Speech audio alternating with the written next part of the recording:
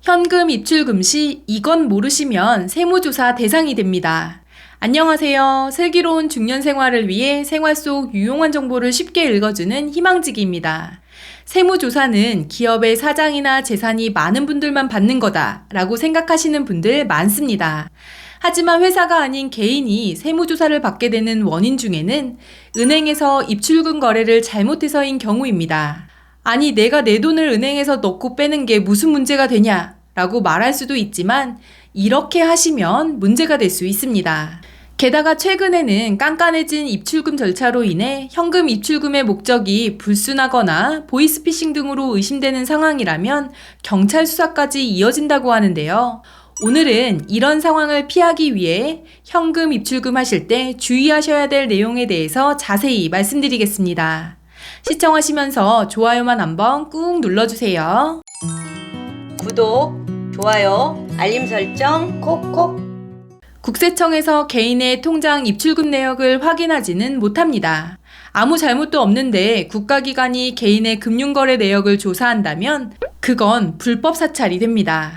하지만 현금 입출금 거래 내역이 의심된다 라고 판단이 된다면 금융정보분석원에 보고가 되고 이후 국세청까지 나의 금융거래 내역이 제공됩니다.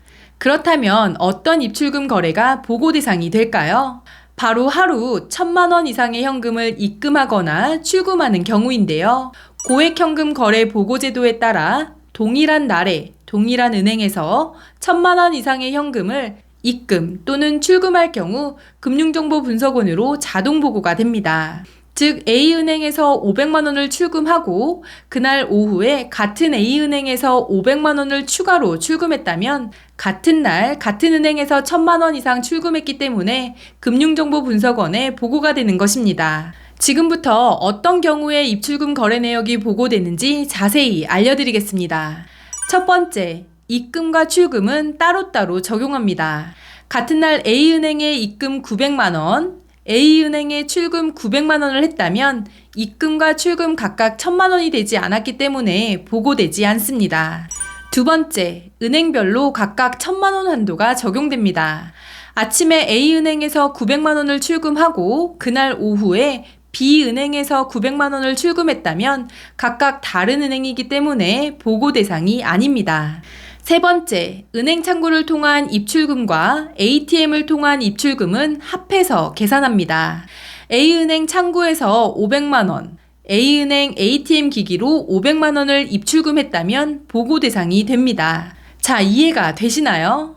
같은 날 같은 은행에서 1,000만 원 이상 입금하거나 출금하는 경우 보고 대상이 된다는 것 꼭 기억해 주시고요. 그러면 하루에 1,000만 원 이상 출금하면 금융정보분석원으로 바로 보고가 되니까 1,000만 원 미만으로 조금씩 뽑으면 괜찮겠지? 라고 생각하시는 분들 계실 수도 있는데요. 이러한 경우는 보고 대상이 됩니다. 예를 들어 1,000만 원에서 조금 모자란 900만 원씩 기간을 두고 몇 달간에 걸쳐 계속 출금했다면 1,000만 원 미만이라 고액 현금 거래 보고 대상은 아니지만 누가 봐도 정상적인 금융거래라고 보기는 어렵습니다. 이런 경우에는 은행 직원이 자체적으로 금융거래가 의심스럽다고 판단하면 보고 대상이 된다고 합니다. 얼마 이상, 몇 회 이상 입출금했을 때 보고한다 라는 구체적인 규정은 없지만 은행 직원의 재량으로 판단하기 때문에 더욱 조심하셔야 합니다. 특히 현금을 출금하는 경우뿐만 아니라 1,000만 원 이상의 현금을 입금하는 경우는 더 신경 쓰셔야 하는데요. 매출 신고를 하지 않고 현금으로 받은 돈을 입금하는 등의 경우처럼 세금을 내지 않는 돈이라고 보기 때문입니다.